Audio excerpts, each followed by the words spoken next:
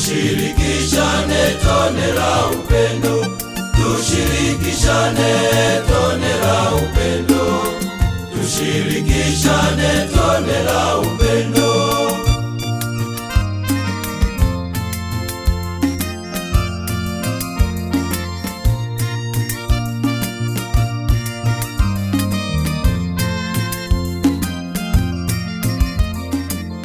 Tushirikishane tone la upendo. Ndugu wapendwa, karibuni tusikie neno la Mungu na tafakari ya Jumapili ya ubatizo wa Bwana. Leo kanisa linasherehekea sherehe ya ubatizo wa Bwana. Sherehe ya ubatizo wa Bwana inahitimisha sherehe na kipindi cha Noeli, na tunaanza kipindi cha kawaida cha mwaka A wa kanisa. Katika sherehe ya ubatizo wa Bwana tunakumbuka na kutafakari ubatizo wa Yesu mtoni Yordani, jinsi alivyobatizwa na Yohane Mbatizaji. Katika ubatizo huo Mungu alimtambulisha kuwa Yesu ni mwanaye mpendwa aliyependezwa naye. Hivyo tunapokumbuka na kutafakari ubatizo wa Yesu, tunakumbuka na kutafakari ubatizo wetu na kutimiza majukumu tuliyopewa siku hiyo. Somo letu la kwanza linatoka katika kitabu cha Nabii Isaya sura ya 42 aya ya kwanza hadi ya 4 na aya ya 6 hadi ya 7. Bwana asema, tazama mtumishi wangu nimtegemezaye, mteule wangu, ambaye nafsi yangu imependezwa naye. Nimetia roho yangu juu yake, naye atawatolea mataifa hukumu. Hatalia wala hatapaza sauti yake, wala kuifanya isikiwe katika njia kuu. Mwanzi uliopondeka hata uvunja, wala utambi utokao moshi hata uzima. Atatokeza hukumu kwa kweli, hatazimia wala hatakata tamaa, hata atakapoweka hukumu duniani, na visiwa vitaingojea sheria yake. Mimi Bwana nimekuita katika haki, nami nitakushika mkono na kukulinda, na kukutoa uwe agano la watu na nuru ya mataifa, kuyafunua macho ya vipofu, kuwatoa gerezani waliofungwa, kuwatoa wale walioketi gizani katika nyumba ya kufungwa. Neno la Bwana. Tumshukuru Mungu. Na somo letu la pili ni kitabu cha Matendo ya Mitume sura ya 10 aya ya 34 hadi ya 38. Siku ile Petro akafumbua kinywa chake akasema, hakika natambua ya kuwa Mungu hana upendeleo, bali katika kila taifa mtu amchaye na kutenda haki hukubaliwa na yeye. Neno lile alilowapelekea wana wa Israeli, akihubiri habari njema ya amani kwa Yesu Kristo, ndiye Bwana wa wote. Jambo lile ninyi mmelijua, lililoenea katika Uyahudi wote, likianzia Galilaya, baada ya ubatizo aliohubiri Yohane, habari za Yesu wa Nazareti, jinsi Mungu alivyomtia mafuta kwa Roho Mtakatifu na nguvu, naye akazunguka huko na huko akitenda kazi njema na kuponya wote walioonewa na Ibilisi, kwa maana Mungu alikuwa pamoja naye. Neno la Bwana. Tumshukuru Mungu. Na somo letu la Injili linatoka katika Injili ya Mathayo. Tusikilize somo la Injili. Bwana awe nanyi na awe rohoni mwako. Somo katika Injili takatifu ilivyoandikwa na Mathayo. Utukufu kwako e Bwana. Mathayo sura ya 3 aya ya 13 hadi ya 17. Siku ile Yesu alirudi kutoka Galilaya mpaka Yordani kwa Yohane ili abatizwe. Lakini Yohane alitaka kumzuia akisema, mimi nahitaji kubatizwa na wewe, nawe waja kwangu? Yesu akajibu akamwambia, kubali hivi sasa, kwa kuwa ndivyo itupasavyo kuitimiza haki yote. Basi akamkubali. Naye Yesu alipokwisha kubatizwa, mara akapanda kutoka majini, na tazama mbingu zikamfunukia. Akamwona Roho wa Mungu akishuka kama hua, akija juu yake. Na tazama sauti kutoka mbinguni ikisema, huyu ni mwanangu mpendwa wangu, ninayependezwa naye. Neno la Bwana. Sifa kwako e Kristo. Ndugu wapendwa, somo la kwanza linaelezea habari za mtumishi wa Mungu ambaye Bwana amependezwa naye. Mtumishi huyo anayezungumziwa si mwingine bali ni Yesu Kristo, tunayesherehekea ubatizo wake leo. Kwani katika somo la Injili tumesikia Baada ya kubatizwa, sauti ya Mungu kutoka mbinguni ilisema, huyu ni mwanangu mpendwa wangu, ninayependezwa naye. Injili ya Mathayo sura ya 3 aya ya 17. Somo la kwanza linazungumzia mambo makuu matatu: kuitwa kwa mtumishi wa Mungu, sifa za mtumishi wa Mungu na kazi za mtumishi wa Mungu. Kwanza kabisa, somo linazungumzia kuitwa kwa mtumishi wa Mungu, kwamba Mungu amemchagua yeye kwa sababu amependezwa naye. Kitabu cha nabii Isaya sura ya 42 aya ya 1. Mungu alimchagua mwanaye aje kutukomboa ni kwa sababu alipendezwa naye. Na haya maneno somo la Injili tunalosikia linaelezea. Baada ya Yesu kubatizwa, sauti kutoka mbinguni ilisikika ikisema, wewe ndiwe mwanangu mpendwa wangu, nimependezwa nawe. Injili ya Mathayo sura ya 3 aya 17 na Injili ya Luka sura ya 3 aya 22. Huyo mtumishi wa Mungu amejazwa Roho Mtakatifu. Katika somo la Injili tumesikia baada ya ubatizo Roho Mtakatifu alimshukia kwa mfano wa hua. Injili ya Mathayo sura ya 3 aya ya 16. Pili, somo linazungumzia sifa za mtumishi wa Mungu. Kwanza, amejazwa Roho Mtakatifu. Kitabu cha nabii Isaya sura ya 42 aya ya 1. Kwa sababu kazi yake kubwa ya kuukomboa ulimwengu. Na katika somo la Injili tumesikia Roho Mtakatifu alimshukia kwa mfano wa hua. Pili, ana sifa ya kifalme, kikuhani na kinabii, lakini kwa kiwango cha juu sana. Kwa sababu katika Agano la Kale makuhani walitolea sadaka ya mnyama kwa ajili ya utakaso, lakini Kristo atajitoa mwenyewe sadaka na sio mnyama tena. Tatu, atakuwa mwanga wa mataifa. Kitabu cha nabii Isaya sura 42 aya ya 6. Hii inamaanisha kwamba utume wake ni kwa watu wote, sio taifa fulani tu. Atatakasa, ataponya na kukomboa watu wote. 4, magumu hayatamkatisha tamaa. Kitabu cha nabii Isaya sura 42 aya ya 4. Na kweli Yesu alikutana na magumu na changamoto nyingi, lakini hakukata tamaa. Ndugu wapendwa, somo la kwanza 3 linaelezea utume wa huyu mtumishi wa Mungu ambaye ni Yesu. Kwanza, ataleta amani kwa watu wote. Pili, ataleta haki kwa watu wote, na ataleta hiyo haki na amani sio kwa njia ya nguvu na fujo, bali kwa njia ya amani. Tatu, ataponya, atatakasa, vipofu wataona na walio gizani atawatoa. Kitabu cha nabii Isaya sura 42 aya 7. 4, mwanzi uliopondeka hata uvunja, bali atautengeneza vizuri, atauimarisha. Kitabu cha nabii Isaya sura 42 aya 3. Nabii Isaya kwa maneno hayo anamaanisha huyo mtumishi wa Mungu, wagonjwa atawaponya. Wagonjwa ni mwanzi uliopondeka. Wadhambi watasamehewa, hasa wazinzi waliuawa. Hivyo yeye hata wamalizia kuangamiza, bali atawaokoa, watasamehewa. Wadhambi ni mwanzi uliopondeka, na kweli alimsamehe mwanamke aliyefumaniwa. Wenye ukoma ni mwanzi uliopondeka, hivyo atawatakasa, na kweli Yesu aliwatakasa. Wasio na matumaini ni mwanzi uliopondeka, hivyo atawapa matumaini, na kweli Yesu alipoanza utume aliwapa matumaini. Wenye pepo ni mwanzi uliopondeka, hata waacha pepo waendelee kuwatesa, hivyo Yesu kweli aliwatoa watu pepo. Watu wote wenye shida mbalimbali ni mwanzi uliopondeka, maana yake atawasaidia pale palipopondeka, ataparekebisha. Sisi sote ni mwanzi uliopondeka, kwani sote tuna shida mbalimbali na tunamhitaji Kristo. Kama wewe ni mdhambi, maana yake wewe ni mwanzi uliopondeka. Kama wewe ni mgonjwa, huna matumaini, unatafuta kazi, wewe ni mwanzi uliopondeka. Ndoa ambazo zipo hatarini kuvunjika ni mwanzi uliopondeka. Nasi tunapaswa kuwa kama Kristo, turekebishe mianzi iliyopondeka. Maana yake tuwasaidie wenye shida. Kuacha watu wenye shida pasipo msaada, maana yake ni kuwamalizia katika kuwaangamiza. Ndugu wapendwa, somo la Injili linaelezea namna Yesu alivyobatizwa na Yohana Mbatizaji mtoni Yordani na ishara zilizotokea wakati wa ubatizo wake. Pia somo linaelezea namna Yesu alivyotambulishwa wakati wa ubatizo wake.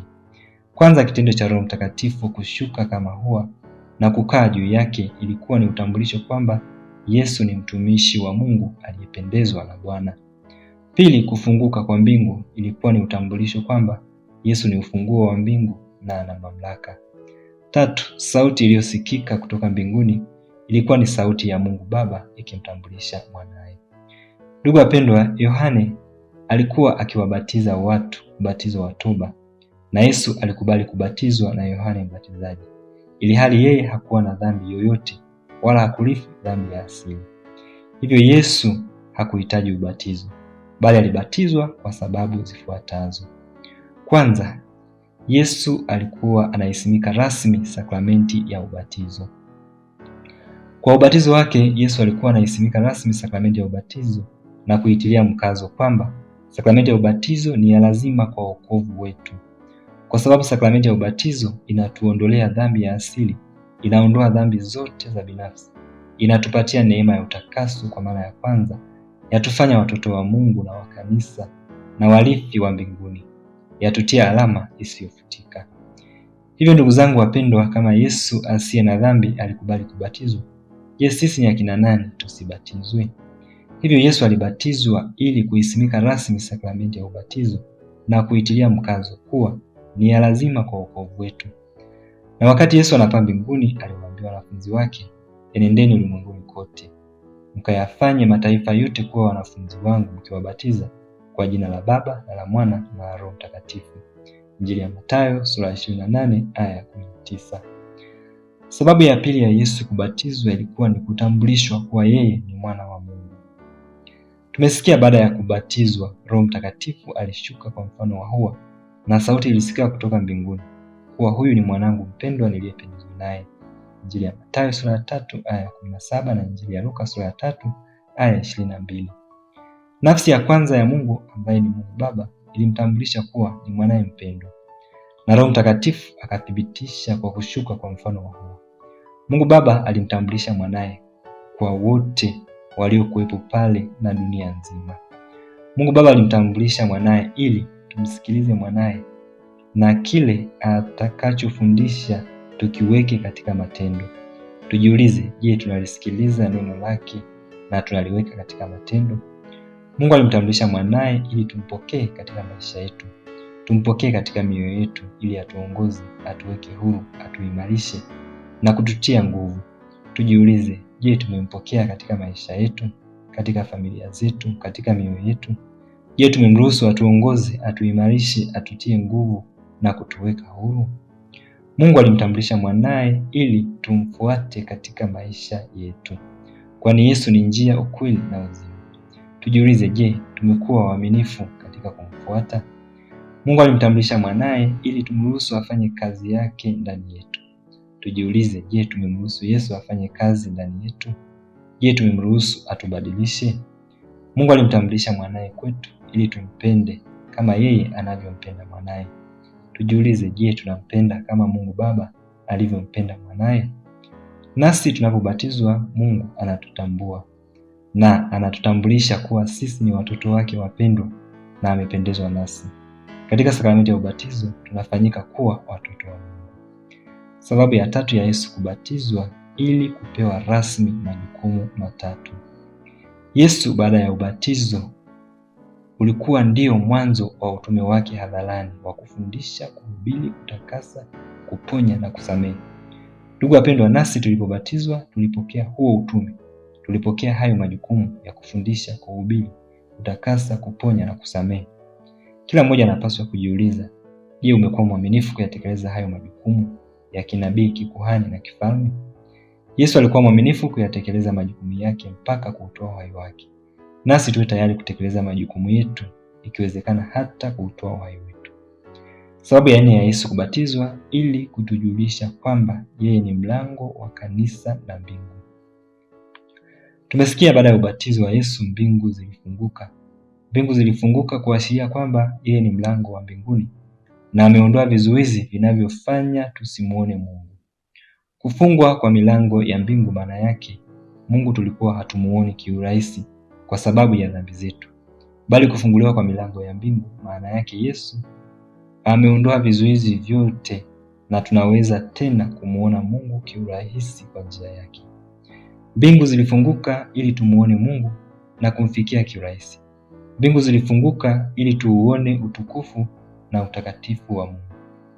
Mbingu zilifunguka ni ishara kwamba sakramenti ya ubatizo ni mlango wa mbinguni. Sakramenti ya ubatizo ni sakramenti inayomwingiza mtu katika Ukristo. Sakramenti ya ubatizo ni mlango wa sakramenti nyingine. Yesu katufungulia mlango wa mbingu kwa njia ya mafundisho yake, sakramenti alizotuachia. Hivyo kazi kwetu kuyaishi mafundisho ya Kristo na kupokea masakramenti daima ambayo hutufungulia milango ya mbingu. Kukataa neno la Mungu na sakramenti, maana yake unajifungia milango ya mbingu. Sababu ya 5 ya Yesu kubatizwa ilikuwa ni utambulisho kwamba yeye amekuja kwa ajili ya wadhambi. Ndiyo maana tangu mwanzo mwa utume wake alitembea na wadhambi, alijichanganya na wadhambi na kubatizwa nao, ili hali yeye hana dhambi. Hii ni ishara kwamba yeye daima anawatafuta wadhambi ili awakomboe wadhambi. Hivyo daima Yesu yupo karibu na wadhambi ili awakomboe wadhambi. Fundisho kwetu: je, sisi tupo tayari kuonekana wadhambi, walevi, wazinzi ili kuwakomboa watu hao? Nasi katika utume wetu tuwe karibu zaidi na watu wanaohitaji huruma ya Mungu na tujichanganye nao ili kuwaokoa. 6. Sababu ya 6 ya Yesu kubatizwa ili kutufundisha unyenyekevu. Tumeona Yesu ambaye ni Mungu anajishusha na anakubali kubatizwa na Yohana ambaye ni mwanadamu. Yesu anataka na sisi daima tujishushe katika masuala yanayotupatia wokovu. Tujishushe, tukubali kuongozwa na watumishi wa Mungu, tukubali kufundishwa na kuhubiriwa, tukubali kukaripiwa na kuonywa pale tunapokengeuka, tukubali kubatizwa, tukubali kuungamishwa. Tusiyadharau mambo matakatifu ya Mungu. Yesu hakuyadharau mambo matakatifu ya Mungu. Tusivizarau visakramenti, sakramenti, maji ya baraka, rozari na vitu vingine vyote vinavyotupatia wokovu.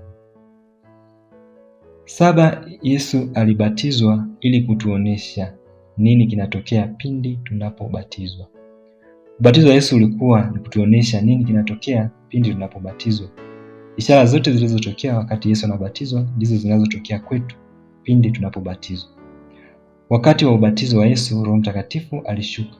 Nasi tunapobatizwa, Roho Mtakatifu anashuka kututakasa, kutufanya watoto wa Mungu na kututia muhuri usiofutika. Wakati wa ubatizo wa Yesu, sauti ilisikika, huyu ni mwanangu mpendwa. Nasi tunapobatizwa tunafanyika kuwa watoto wapendwa wa Mungu, na Mungu anatangaza, huyu ni mwanangu mpendwa. Wakati wa ubatizo wa Yesu, mbingu zilifunguka. Nasi tunapobatizwa, mbingu zinafunguka, milango ya neema na baraka hufunguka. Hii pia ni kila tunapopokea masakramenti. Hivyo Yesu alibatizwa ili kutukumbusha umuhimu wa sakramenti ya ubatizo, kwamba ni ya lazima kwa wokovu wetu. Kama yeye asiye na dhambi alibatizwa, maana yake sisi wa dhambi sakramenti hii ni ya muhimu na ya lazima kwa wokovu. Bila ubatizo hatuwezi kuingia mbinguni. Yesu alisema, mtu asipozaliwa mara ya pili hawezi kuingia katika ufalme wa mbinguni. Injili ya Yohane sura ya 3 aya ya 5. Ndugu wapendwa, somo la pili linathibitisha kile tulichokisikia katika somo la kwanza na somo la Injili. Katika somo la pili, Petro anathibitisha utume aliofanya Yesu baada ya kubatizwa na Yohane Mbatizaji mtoni Yordani. Kwanza, Petro anathibitisha kuwa Yesu utume wake alianzia Galilaya na baadaye alizunguka katika miji na vijiji. Pili, Petro anathibitisha namna Mungu alivyomtia mafuta kwa Roho Mtakatifu. Kitabu cha Matendo ya Mitume sura ya 10 aya ya 38. Katika somo la Injili tumesikia baada ya Yesu kubatizwa, Roho Mtakatifu alishuka kwa mfano wa hua. Tatu, Petro anathibitisha kuwa utume wake ulikuwa ni kwa watu wote, kama tulivyosikia katika somo la kwanza juu ya sifa za mtumishi wa Mungu. Kwa maneno haya, Petro alithibitisha, hakika natambua ya kuwa Mungu hana upendeleo, bali katika kila taifa mtu amchaye na kutenda haki hukubaliwa na yeye. Kitabu cha Matendo ya Mitume sura ya 10 aya 34. 4, Petro anathibitisha utume wa kinabii, kikuhani na kifalme aliofanya Yesu, namna alivyozunguka akitenda kazi njema na kuponya wote walioonewa na Ibilisi. Kitabu cha Matendo ya Mitume sura ya 10 aya 38. 5, Petro anathibitisha kuwa Mungu alikuwa pamoja naye katika utume wake. Kitabu cha Matendo ya Mitume sura ya 10 aya 38b. Ndugu wapendwa, Yesu mtumishi wa Mungu alitimiza majukumu yake kwa upendo, uvumilivu, uaminifu na kwa ukamilifu. Alikuwa tayari kupatwa na magumu ili mradi atimize majukumu yake vizuri. Nasi tuombe neema ya kutimiza majukumu yetu ya kinabii, kikuhani na kifalme tuliyopokea wakati wa ubatizo, tuyatimize kwa upendo, uvumilivu, uaminifu na ukamilifu, ikitupasa hadi kufa.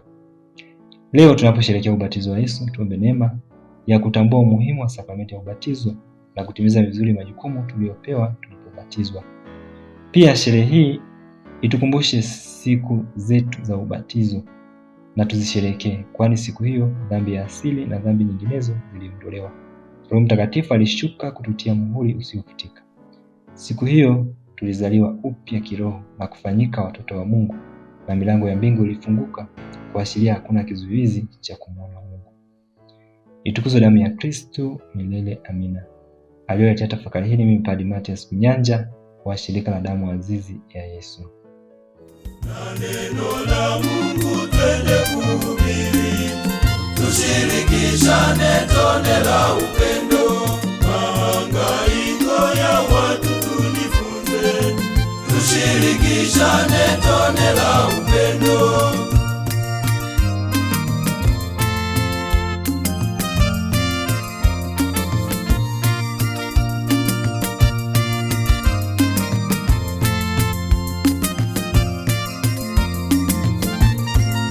Tushirikishane tone la upendo, tushirikishane tone la upendo, tushirikishane tone la upendo.